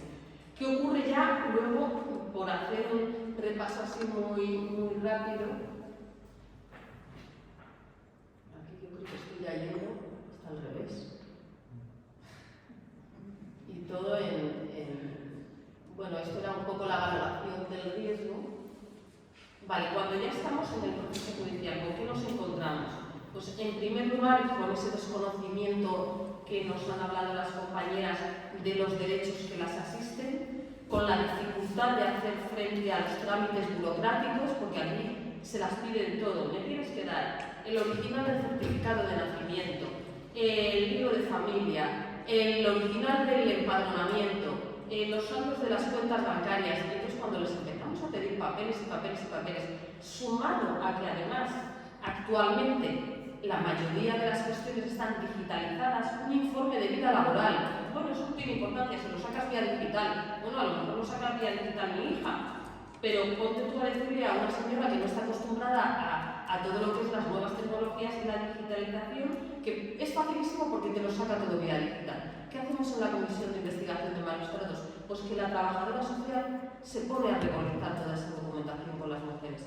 Porque luego a lo mejor ven que no era ni tan difícil, pero solo esa cantidad de burocracia que se le dices, que les explicas que tienen que traerte, ya es otro freno y otro hándicap para ellas. Y luego hay dos cuestiones. La lentitud de los procesos judiciales. Es cierto que todos decimos, bueno, una orden de protección, el juzgado tiene obligación de hacerla de una manera rápida en 72 horas. Pero hay veces que las órdenes de protección se dan, no hay veces, las órdenes de protección se dan cuando hay una clara muestra de riesgo, de reiteración de las conductas agresivas y de un riesgo. Esto en muchas ocasiones no siempre se da en las mujeres de avanzada edad, por lo que hemos dicho, porque han cronificado, han normalizado la violencia y porque no ha habido la paliza del último momento que tú puedes presentar en parte de lesiones si no la tienes en el hospital. Entonces, ¿qué ocurre? Que los procesos judiciales se nos convierten en procedimientos de 1 año, de 2 años, estoy siendo generosa, y ya si decimos de separación y divorcio, depende del juzgado que te corresponda, pues se hacen eternos. Durante esos procesos judiciales las mujeres necesitan en todo momento, y sobre todo si tienen esa falta de apoyo social y esa dependencia económica, necesitan un apoyo continuado. Ahí es donde interviene nuestra compañera Nati, lo digo por personalidad, Nati, o donde interviene la necesidad de un apoyo psicológico continuado y de un apoyo continuado también por parte de los operadores y las operadoras jurídicas que seguimos en el día a día, porque si no, que nos encontramos que la mujer se retracta de la denuncia. Claro, como voy a aguantar 2 años, ¿qué voy a aguantar? 2 años sin una orden de protección pidiéndole dinero para irme a una cafetería cuando sabe que le tengo denunciado. Es absurdo. O sea, estamos llevando a estas mujeres a un absurdo. ¿Cómo van a durar 2 años los procedimientos judiciales? ¿Y por qué nos quejamos luego de que se retractan de la denuncia? Es que será falsa la denuncia porque se han retractado. Entonces es que era falsa no hombre, es que las estamos sometiendo a una revictimización insoportable para las mujeres de estas generaciones, absolutamente insoportable. Y luego, lo que denomino como dificultad de encontrar soluciones satisfactorias, no me pare mucho más porque ya lo he explicado. O sea, si la solución que vamos a encontrar es una pensión compensatoria de 300 euros y decirle a que se vaya a pedir la ayuda de la pensión no contributiva, del mínimo vital, y además que vamos a ver si hay suerte y le conceden el uso y disfrute del domicilio familiar, pero pasado mañana él ha presentado la liquidación de la sociedad de gananciales y resulta que tenemos que liquidar y vender la vivienda, bueno, pues ahí lo dejo para que lo, en fin, someter, tampoco quiero ponerlo todo tan libre. Vamos a ver. Sí, y ya por último, sí quiero hacer hincapié porque se nos echa el tiempo encima en una última cuestión, y es con la reforma de la Ley Orgánica de Libertad de Garantía Sexual, sí que hay un dato importante para los profesionales o las profesionales que nos encontramos aquí en este momento y que me parece que habría que resaltar. Con la nueva reforma de la ley sí que se introduce un concepto que para mí es muy importante, es la reparación del daño social.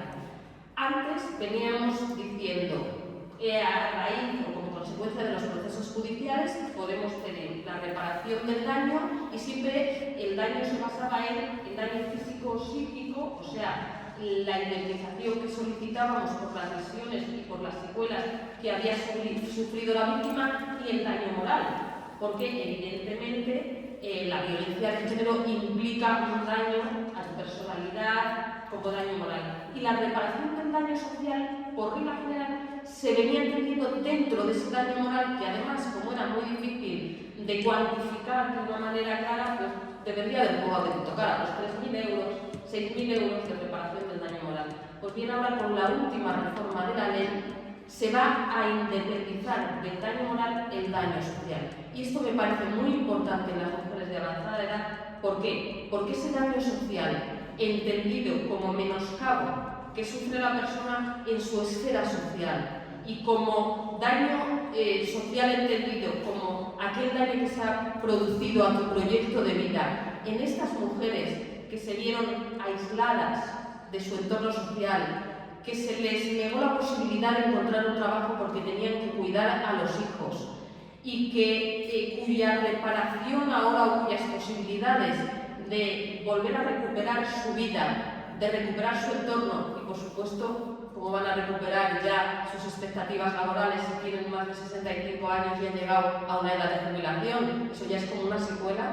Creo que es especialmente importante que nos demos cuenta de que por lo menos la legislación en esto ha recaído en la reparación de estos daños y que desde luego como operadores jurídicos creo que hay que alentar el solicitarlo, y en cuanto a las unidades de valoración forense creo que tienen que empezar a aplicar también dentro de lo que es esta baremación y estas indemnizaciones que se pueden pedir a través del proceso judicial, tienen que pedir unas cantidades económicas también o una indemnización de alguna manera por estos daños sociales que se han sufrido.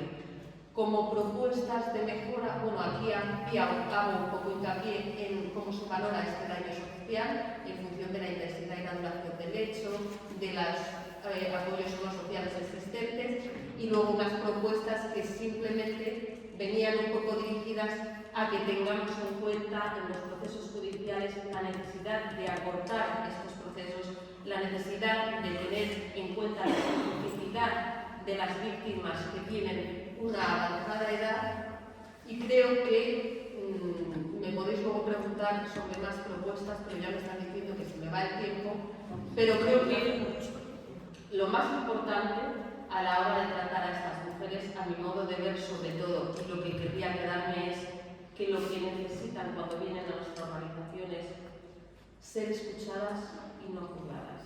No las revictimicemos una vez más y, sobre todo, escucharlas con empatía y con la necesidad que tienen de que las entendamos.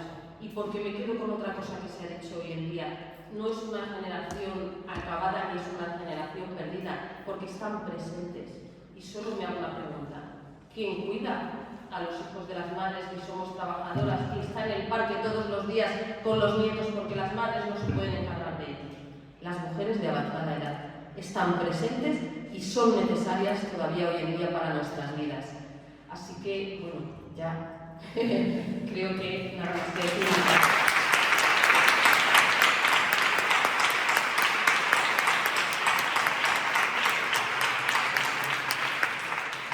Muchas gracias, Susana, por describirnos también el ámbito de uso que organizan las mujeres en la Administración de Justicia, que además en momentos en los que su edad avanza hace que tengan más necesidad de una Administración de Justicia rápida, porque la justicia rodada en el tiempo no es justicia. Hay una que pasamos ahora mismo a las preguntas, pero solo quisiera hacerte una pregunta en relación al tema del daño moral, del daño social que has comentado, que efectivamente es un tema novedoso. ¿Crees que se está aplicando en los juzgados? ¿Se está solicitando por parte de los operadores jurídicos el resarcimiento del daño social y se está aplicando por los juzgados? Bueno, por el momento sí que investigué un poco a raíz de dar esta ponencia sobre si realmente se estaba o no aplicando, pero es que es una reforma muy novedosa. Sí que he encontrado 2 o 3 sentencias, pero hay pocas. O sea, hasta el día de la fecha, como es muy novedoso, hay muy pocas sentencias. Se venía, como he dicho, englobando dentro de lo que es el daño moral y sí que, si alguna luego tenéis un mayor interés en el tema jurídico, me lo he traído hoy aquí, pero no quise cansar. Hay varias sentencias que han hecho hincapié ya en este daño social, describiéndolo como todos esos perjuicios a nivel social, de trabajo, de aislamiento, de entorno que han percibido las mujeres y indemnizándolo de forma independiente. Es muy recientita, pero creo que es importante que sepamos que existen y que las podamos utilizar. Si luego alguien tiene interés, pues ya le puedo dar referencias de sentencias con los datos y donde se pueden encontrar incluso en las bases de datos jurídicas. Muchas gracias, Susana. ¿Me dejáis hacer un último apunte? Breve, porque creo que las preguntas las que tenemos un poquito tiempo. Vale, el último Real Decreto de 19 de diciembre de 2023 de reforma, de medidas urgentes de reforma de la Administración de Justicia, sí que hace alguna alusión a las mujeres de avanzada edad junto con las mujeres y hombres, perdón, con las personas en situación de discapacidad, sobre la necesidad en los juzgados de tener una persona de apoyo. Ofrecen esa posibilidad de que tengan una persona de apoyo como facilitadora para poder recibir esa información y que sea en un lenguaje más fácil. También digo otra cosa, que lo mismo que hace esta referencia específica, dice que tiene que haber celeridad o preferencia en los procedimientos para las personas mayores de 80 años. Que yo me pregunto, ¿ya podrían haberlo hecho con las de 65, igual que la persona facilitadora? Porque claro, con una persona mayor de 80 años, pues me parece muy bien, pero no es la generalidad de las personas de avanzada edad que nos encontramos en los procedimientos. Y me parece una oportunidad perdida en esta reforma de la ley para haberle dado un tratamiento preferente también a partir de los 65. No quiero cansar a la audiencia. Vamos a dar un turno de palabras breve, porque no tenemos mucho tiempo.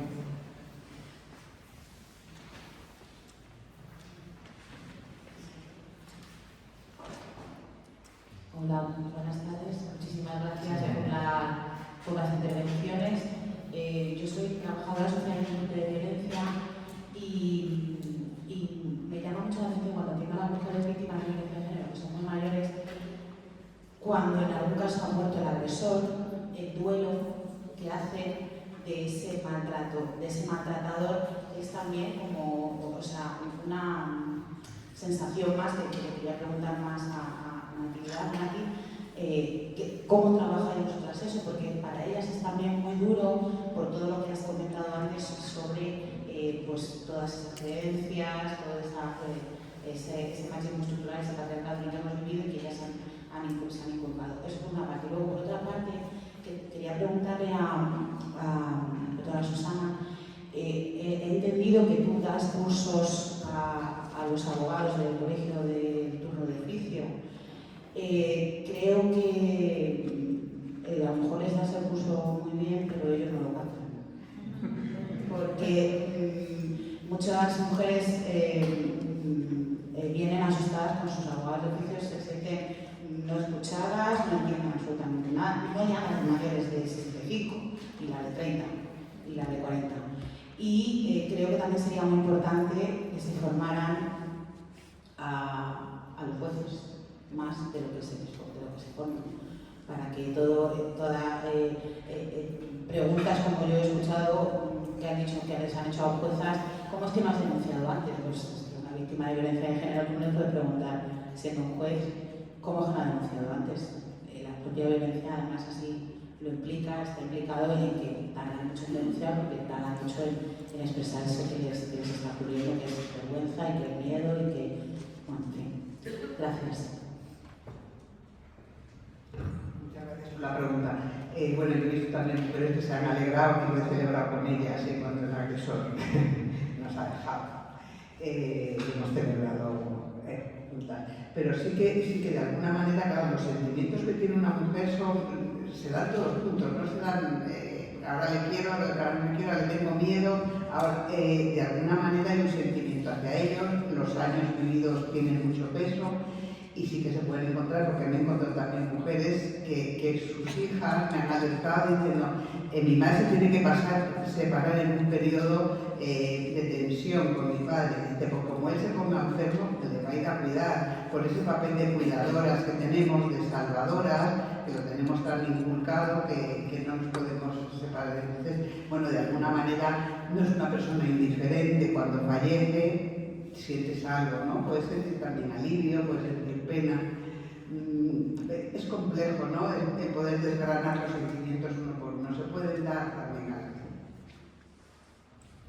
Yo, si me permitís, en cuanto al tema de la formación, creo que la Comisión somos una de las organizaciones que desde el inicio de los años 70 finales en que nos formamos, que se creó la organización, venimos reclamando una formación específica en jueces, en fiscales, en la abogacía y realmente es algo muy necesario porque lo que nosotras intentamos siempre decir en las formaciones es que la ley nos la podemos aprender, si tenemos muy buena memoria nos la sabemos al dedillo y si no, pues cogemos el código y lo miramos.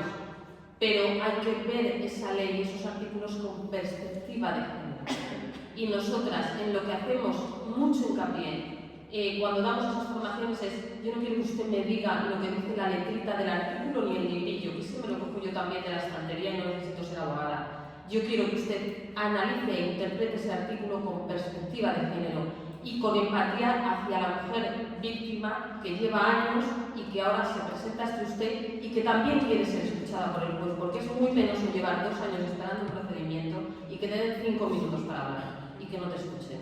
Y esa es la perspectiva de género que nosotras queremos poner en las formaciones y que yo intento poner ese granito en el colegio de abogados, en el que, bueno, hay de todo y hay muchos estereotipos y partimos por romper los estereotipos.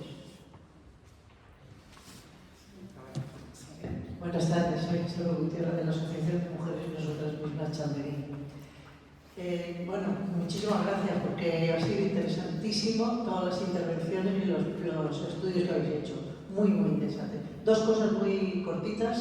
Es que cuando has hablado de la violencia de la judicatura, en algunos casos, yo es que estoy viviendo ahora mismo, hablando con una amiga mía, voy a poner el ejemplo que puede ocurrir, y es que con un divorcio a los 65 años, cuando ella se dio cuenta que cómo había aguantado 30, 40 años, que le dice, yo tengo que ir a una psicóloga a ver por qué ha aguantado tanto tiempo, un nivel económico alto, ¿no? Y entonces se han divorciado, pero él no quiere hacer la separación de bienes. ¿Qué ha hecho el juez?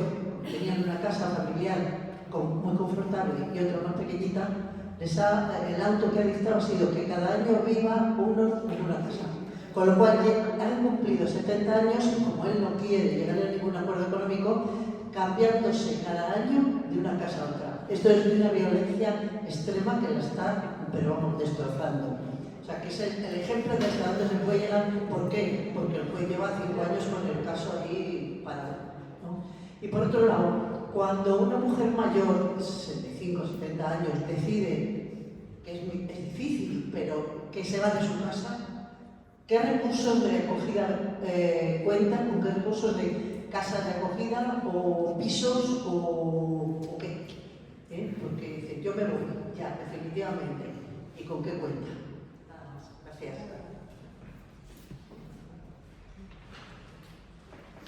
Bueno, yo si luego quizá Vanessa nos pueda explicar un poquito más.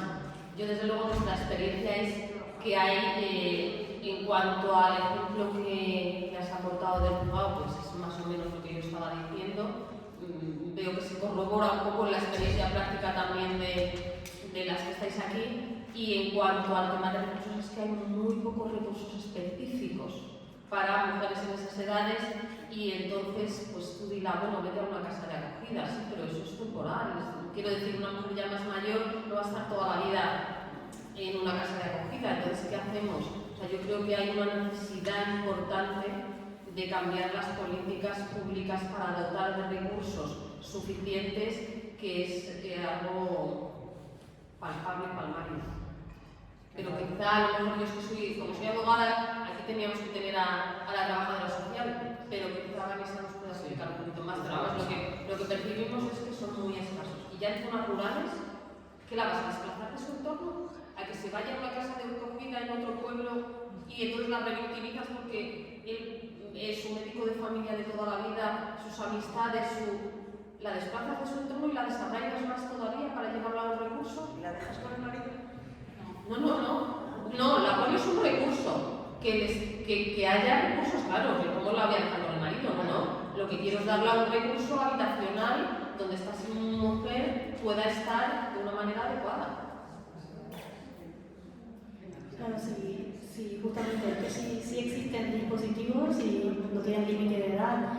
En este sentido, la cuestión es que no tienen el enfoque que comentamos, que es necesario que tengan, porque los dispositivos pueden ser de emergencia, pueden ser centros de acogida de más larga estancia o pisos tutelados, pero tiene que pasar primero por el de emergencia, que por supuesto no está adaptado a sus necesidades, si es que accede, ¿no? Porque ahí estamos teniendo muchísimos problemas con el número de plazas, la disponibilidad de plazas. Y mientras tenga que encontrar una plaza, posiblemente tenga que estar en un recurso o en un albergue que no sea siquiera para víctimas de violencia, ¿no? Entonces,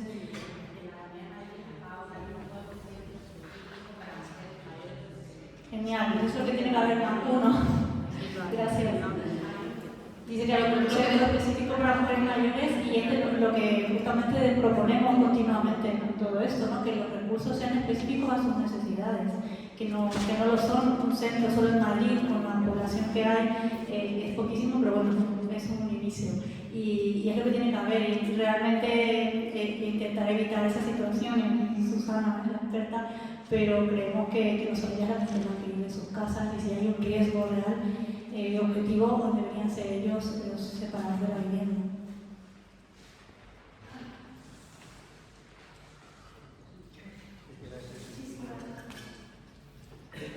Te quería preguntar, en relación a lo que ha comentado la trabajadora social sobre el turno de oficio, si hay algún requisito para ser abogado en el turno de oficio, y si las formaciones que has comentado que impartes, imagino que son voluntarias, porque es que también he conocido de cerca, lamentablemente, casos de mujeres abogadas del turno de oficio de violencia de género que precisamente abogan por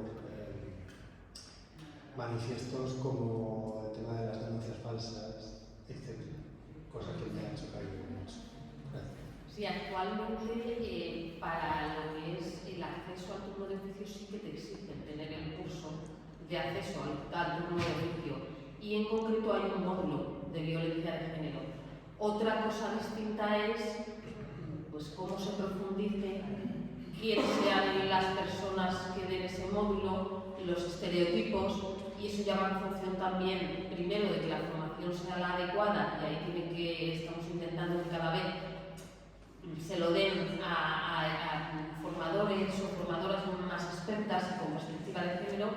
Y luego también hay otra cuestión que a nosotros nos ha llegado a la comisión también con muchas quejas del tema del turno de oficio. Hay profesionales mejores, peores, va en la persona, pero también es verdad que con los recursos que se les paga, y me cuesta decirlo, tienen muchísimos casos y no dedican, por faltas de recursos también, sí que al final lo económico volvemos a todo, y no dedican el tiempo que se debiera dedicar, porque no es una víctima o no es un caso como otro del turno de oficio, un robo, por ejemplo, que digas, venga, yo tal, le paso la resolución, es que son mujeres que necesitan mucha atención, y eso, con la falta de recursos que hay también y con lo mal que se pagan los abogados, no es que eso quite la necesidad de perspectiva de género, pero que también hay que valorar que materialmente no dan la atención que se debiera dar en muchos casos. O sea, ya hay que poner un plus de que el profesional también tenga una especial sensibilización hacia el tema.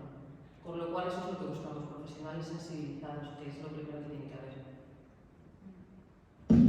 Hola, soy Teresa Sansegundo, profesora de Derecho Civil de la UNED y me dedico a formación en violencia de género.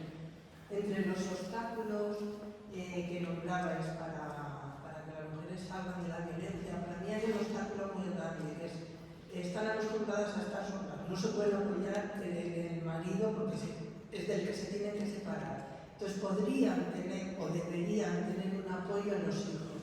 Pero ese apoyo no existe porque, claro, los hijos tienen apartado al padre o la madre. Y si apoyan a la madre a separarse, donde no tienen ningún problema, pasan a tener dos. Apoyar a uno y a otro. Eso por una parte. Y por otra, también a veces les da rabia que no así, hombre, ahora te vas a separar y no te has separado y nos lo hemos aguantado toda la vida. Entonces yo creo que eso para mí es un obstáculo más entre todo esto que he contado con mi enhorabuena, que me ha encantado.